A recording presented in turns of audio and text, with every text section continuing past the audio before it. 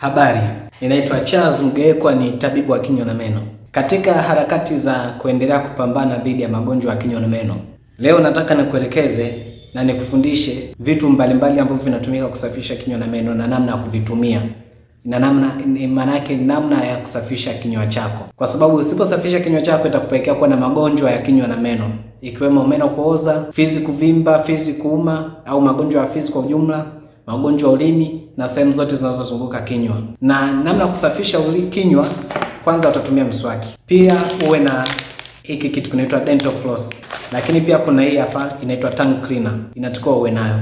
Kila kitu kitakuwa kina kazi zake. Sasa kwa kwanza na mswaki, unatakiwa uwe na mswaki, na mswaki wako hakikisha unakuwa na mshikio. Kama mswaki umekatika, ipo kipande, basi usitumie tena huo. Hakikisha mswaki una mshikio na hizi brush zake ziwe zimesimama vizuri, zimesimama vizuri.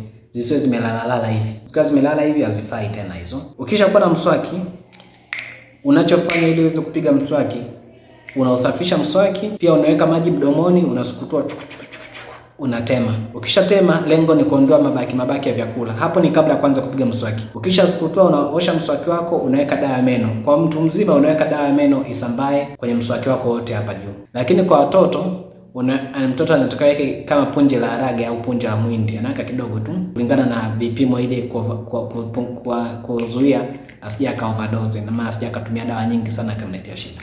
Sasa ukishasafisha na ukishaweka dawa, unaanza kusugua meno yako. Unasugua kwa kwenda hivi, kwa kufanya hivi. Unasugua kwa kufanya hivi, usiende hivi. Uzungusha hivi. Pamoja na kuzungusha, au unaweza kana fanya hivi. Lakini njia nzuri ni ya kuzungusha hivi. Utaanza upande wa huko nje. Ukishaanza upande wa huko nje ya ndani kwenye meno. Alafu unakuja upande wa ndani kwenye meno kule.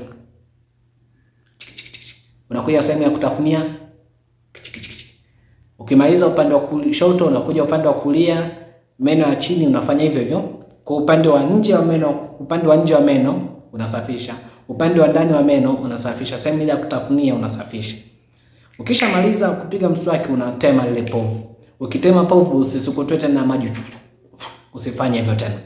Ila liache lile povu ili lisaidie kuimarisha meno yako. Mswaki wako utaosha vizuri, alafu unautunza. Kwa mfano mswaki wangu una hiki kofia kama hiki, nitarudishia, alafu unautunza sehemu nzuri. Kuna vitunzio vya mswaki pia chake hapo. Pia ukishamaliza kupiga mswaki, unautunza mswaki vizuri. Usiweke mswaki chooni, usije ukadondoka ukapata wadudu hapo, au usiweke mswaki bafuni, usije ukadondoka ukapata wadudu, mwingine ataingia atakanyaga na kadhalika. Usiweke mswaki bafuni hapo. Baada ya kumaliza kupiga mswaki, kuna hiki kifaa kinaitwa dental cleaner, kinaitwa tongue cleaner, au kwa Kiswahili inaitwa kisafishio cha ulimi. Hiki kisafishio cha ulimi, namna ya kukitumia kama unavyokiona kilivyo hapa. Utakuwa unasafisha, unakiweka hapa kwenye ulimi, unasafisha. Unavuta, unakuona kama unakuangua fulani.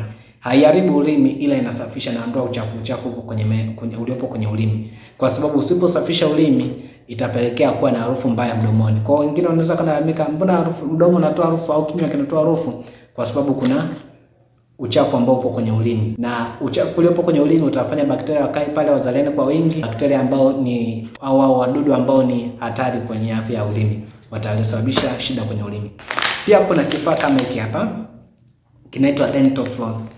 Hii dental floss kazi yake ni kusafisha katikati ya jino moja na jino jingine. Kati ya jino moja na jino jingine pale kwenye ule nafasi. Inatumika kusafisha, na unaingiza kifaa chako vizuri. Hii dental floss unasafisha, unasugua, na kama umekula chakula mabaki yamenasa pale, unafanya hivyo. Kwa wale ambao mnapenda kula mitaani, mnaenda kuna hoteli na nini, kuna baadhi ya hoteli ambazo hizi dental floss utazikuta pale. Kuna baadhi ya hoteli hawana hizi dental floss. Kwa hiyo ni vizuri ukawa unatembea na dental floss zako. Kwa mfano kaa nayo hii hapa kwenye begi.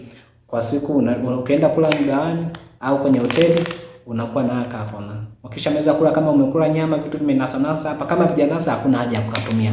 Ila kama vimenasa ni vizuri kutumia ili kuchokona na kutoa. Hiyo ni badala ya kutumia stick, kwa sababu stick ukitumia inaweza karibu fizi, karibu pia mpangilio wa meno, kwa sababu unapokuwa unaingiza stick ile ni ngumu sana. Ukiwa unapeleka pale italazimisha meno kutanuka, lakini huu ni uzi. Hii dental floss iliyopo hapa ni uzi. Uzi ndio unaotumika kama ambavyo umeona kwenye video. Sasa hizo ndo namna ya kutumia kusafisha kinywa kwa kutumia hivi vifaa. Lakini njia nyingine ya kusafisha kinywa ni kwa kwenda kwa daktari. Kuna baadhi ya uchafu ambao unakaka kwenye meno hauwezi kutoka kwa kupiga mswaki au kwa kutumia hivi vifaa. Utakachotakiwa ni kwenda kwa daktari wa kinywa na meno ili akakuangalie, akishaona huo uchafu ambao unahitaji kusafisha, atakusafisha kwa kutumia mashine maalum ya kusafishia ya kuondoa uchafu. Kama unavyoiona hiyo picha hapo, inaonyesha namna kabla ya kusafisha meno uchafu ulikuwaje, ambapo huo uchafu hauwezi kutoka kwa kupiga mswaki, ila unaondoka kwa kwenda kwa daktari wa kinywa na meno, atakusafisha kama unavyoona hiyo picha ya chini yake hapo, meno baada ya kusafishwa. Kwa hiyo hizo ndo namna ambazo zinakufanya usafishe kinywa na meno. Lakini njia nyingine ambayo ya mwisho nisije nikaisahau hapa ni kwa kula mboga za majani na matunda badala ya vitu vyenye sukari. Kula mboga za majani na matunda kwa asilimia kubwa, pia matunda yanakuwa na nyuzi fulani, na mboga za majani zinakuwa zina asili ya nyuzi ambazo unapokuwa unavyokula zile mboga inasaidia kwa namna fulani kusugua meno, inasugua meno. Lakini pia hata kama jani la mboga ya majani kinasa hapo, haiwezi kusababisha madhara makubwa kama ilikinasa baki la chakula chenye sukari. Baki la chakula chenye sukari kitasababisha madhara kama kuoza meno, au likibaki punje la wali hapa litasababisha kuoza meno, likibaki kipande cha ugali hapo kwenye meno au biskuti au pipi kitasababisha meno kuoza. Lakini majani haiwezi kusababisha meno kuoza. Asante kwa kutazama. Share ujumbe huu ili kila mtu aweze kupata ujumbe huu na aendelee kuyatunza meno yake na kinywa chake kwa ujumla, aendelee kufurahia maisha. Asante sana.